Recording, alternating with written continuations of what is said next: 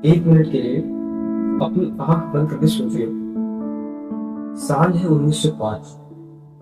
पूरा भारत अंग्रेजों के कब्जे में है। उनकी पुलिस, उनकी सेना, उनका कानून, उनका सरकार, हर जगह उनका राज। और तभी एक साधारण सा भारतीय व्यक्ति खड़ा होकर कहता है एक दिन भारत आजाद हुआ था। बताइए उस समय उस पर कितने लोगों ने विश्वास किया होगा? शायद बहुत कम। कुछ लोगों ने कहा होगा अरे अंग्रेज दुनिया की सबसे बड़ी ताकत है, उनसे लड़कर कोई नहीं जीत सकता। और कुछ लोगों ने उनका साथ भी दिया है क्योंकि उन्हें लगा comfort is better than struggle. और कुछ लोगों ने कहा जो है उसी में जी लो, जिंदगी आराम से कट रही है, बेकार में क्यों अपनी जान ले रहे। और जो लोग लड़ रहे थे उनको यही सुनने को मिलता था, देखा 5 साल हो गए, 10 साल हो गए, 20 साल हो गए, कुछ बदला क्या? ब्रिटिश को कोई फर्क नहीं पड़ता, जस्ट गिव अप। लेकिन एक चीज थी जो कभी नहीं बदली और वो था आजादी का विचार। भगत सिंह जानते थे शायद मैं आजादी का सूरज नहीं देख पाऊंगा। गांधी जी को पता था कि ये लड़ाई 1-2 साल की नहीं, हजारों लोगों को पता था शायद मेरी पूरी जिंदगी निकल जाएगी। लेकिन अगर हम रुक गए तो आने वाली पीढ़ियां भी गुलामी करेगी। They were not fighting because victory was granted. They were fighting because silence was unacceptable.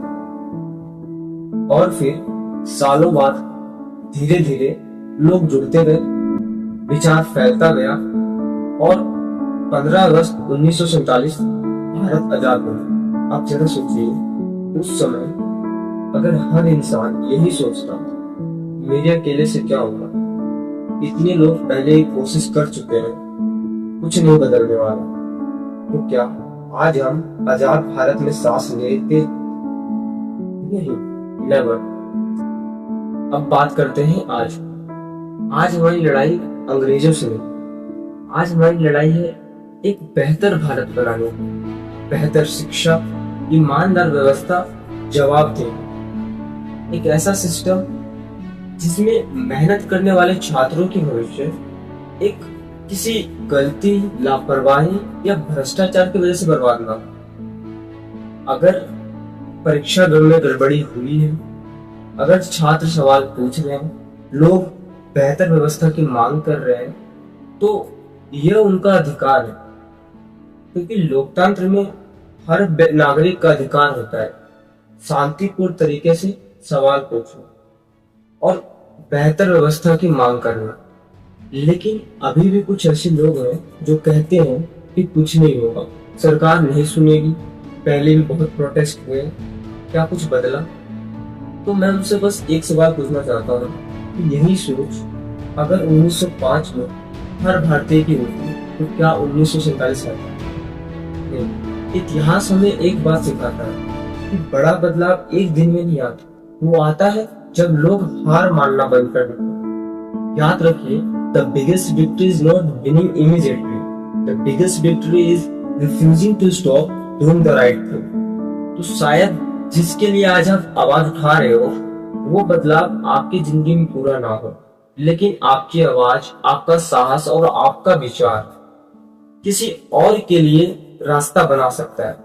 वैसे ही जैसे आज हम आजादी का फल खा रहे हैं, वैसे ही कल की पीढ़ी उस बदलाव का लाभ उठाएगा जिसकी शुरुआत आपने की हो।